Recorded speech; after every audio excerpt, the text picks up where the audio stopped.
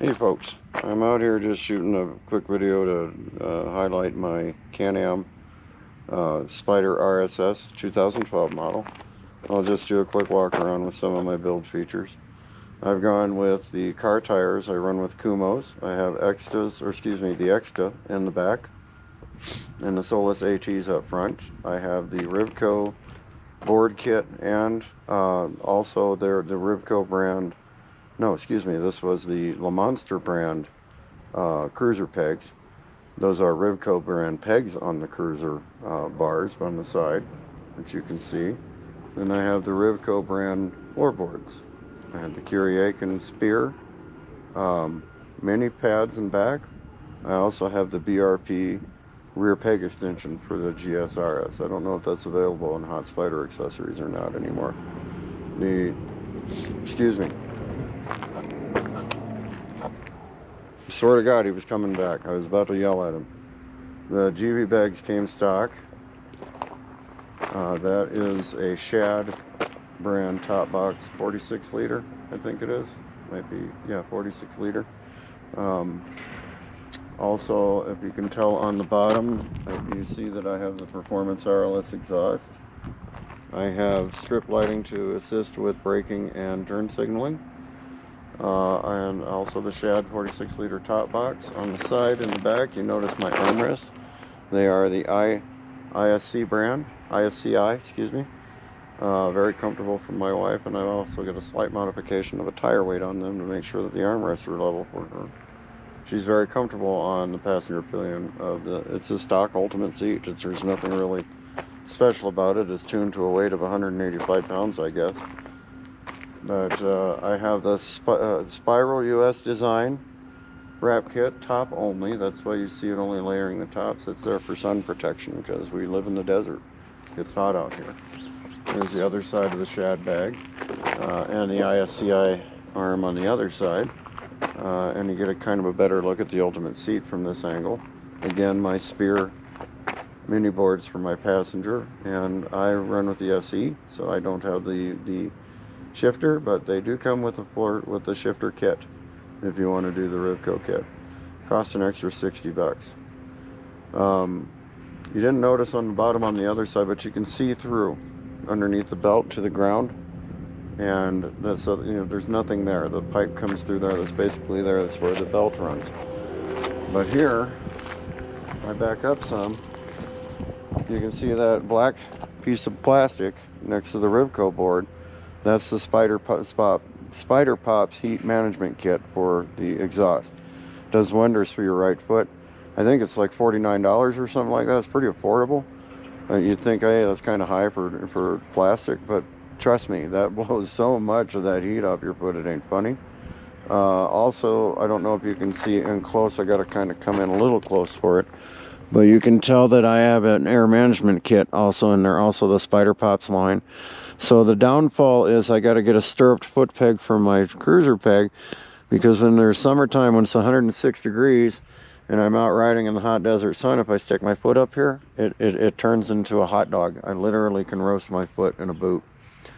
So I've got to do some re-engineering to kind of either shorten this or get my leg back or something to get it away from the exhaust, because the exhaust heat no longer pours onto my foot on my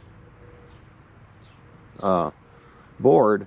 Now it comes up and out, so if you have your feet out on the cruiser pegs, you'll catch it. The other lesson is just don't use it in 105 degree heat. There's my other air shield. This doesn't do so much for me, or these don't do so much for me. These help my wife.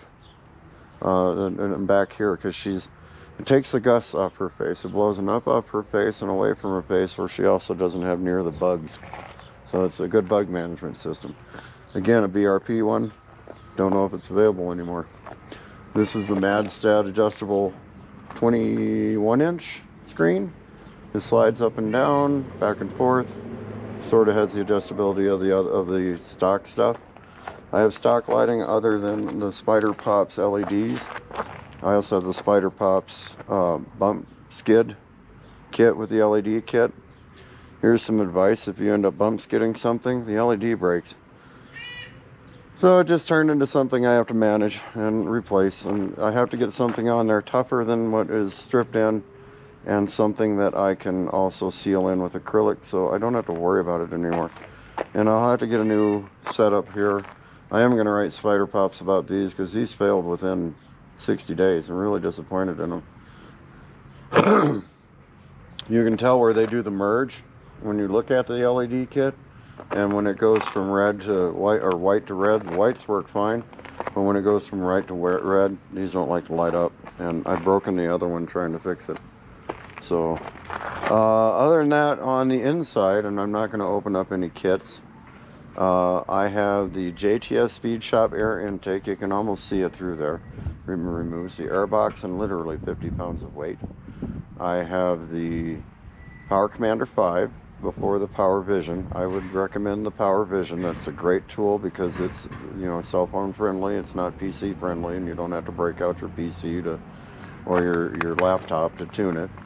But to tell you the truth, it all depends on what you want to do. So I'm going to look at a Power Vision because it is smartphone friendly, and it can kind of simplify me on the tuning aspects.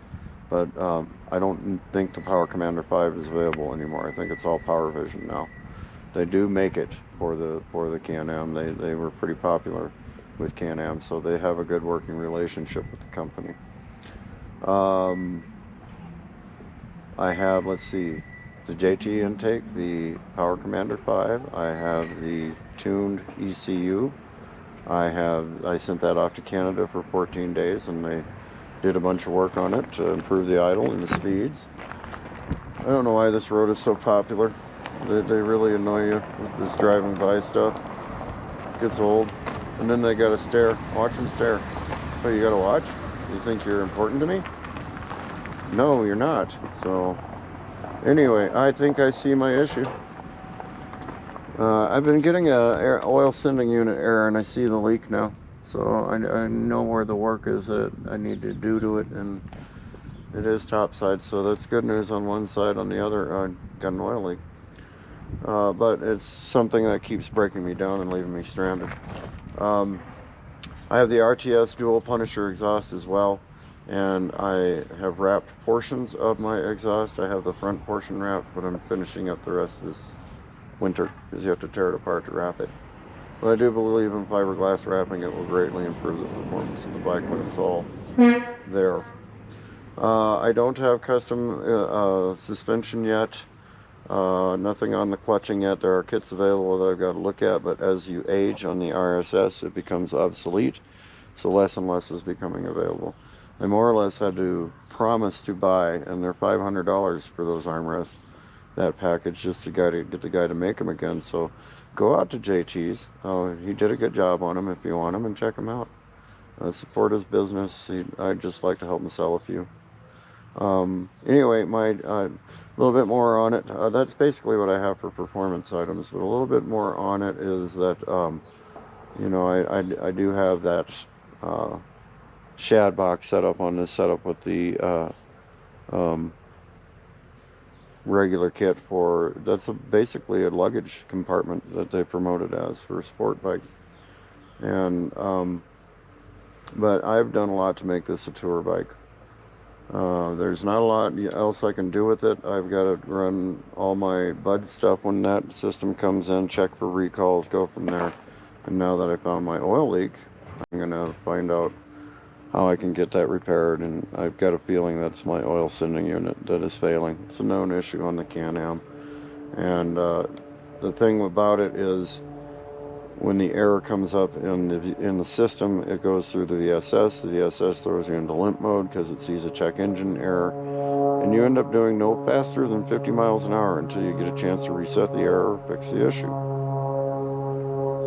It's no fun being thrown to the side of the road at 50 miles an hour. Last time it happened to me, I was passing a line of Model A's and got that.